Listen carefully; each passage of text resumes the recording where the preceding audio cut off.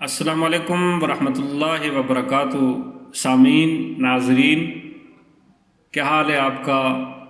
امید ہے سابقہ ویڈیوز آپ نے سنی ہوں گی، حکماء حضرات نے بھی سنا ہوگا، مریضوں نے بھی اور عام پبلک نے بھی سنا ہوگا، اور انشاءاللہ سن کر مستفید ہوں گے۔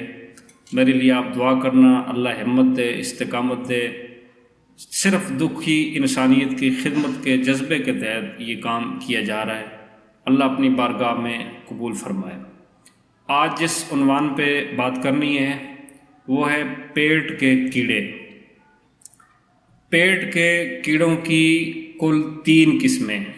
سر سے لے کر پاؤں تک کے تمام امراض کے لیے طب صابری یوٹیوب چینل کو سبسکرائب کریں۔ اگر آپ ویڈیو میں دیا گیا نسخہ خود نہیں بنا سکتے تو اس واٹس ایپ نمبر پر رابطہ کر کے نسخہ آرڈر پر بنوائیں۔ نمبر 1 کدو دانے، اور نمبر 2 چنونے، اور نمبر 3 ملاب۔ ویڈیو بنانے والے ساتھیوں نے مجھے منع کر دیا ہے کہ ایک عنوان پہ لمبی آپ ویڈیو مت بنایا کریں، تو آج صرف کیڑوں کی جو پہلی قسم ہے کدو دانے، بس اس پہ ہی آپ کو ویڈیو بنا کر علاج بھی آپ کو بتانا ہے۔ کدو دانے آپ نے دیکھا ہوگا کدو کے بیج کی طرح یہ سفید قسم کے 1 انچ سے 1.5 انچ تک یہ پیٹ کے اندر کیڑے پیدا ہوتے ہیں، اور یہ بڑوں میں بھی پائے جاتے ہیں، بچوں میں بھی پائے جاتے ہیں، مردوں میں بھی اور عورتوں میں بھی یہ کیڑے پائے جاتے ہیں۔ ان کا بہت آسان علاج ہے، کاغذ قلم پاس رکھیں اور نوٹ کریں جی۔ نمبر 1 باؤ بڑنگ، اور نمبر 2 کمیلا۔ یہ دونوں چیزیں آپ لے لیں 25 گرام، 25 گرام باؤ بڑنگ اور 25 گرام کمیلا۔ ان دونوں کا صفوف بنا لیں، اور صفوف بنا کر آپ نے 1 سے 2 ماشا، بچہ ہے اسے 1 ماشا، اور اگر بڑا ہے تو اسے 2 ماشا صبح، دوپہر اور شام عام تازہ پانی کے ساتھ یہ 5 دن یہ خوراک دینی ہے۔ کتنے دن جی؟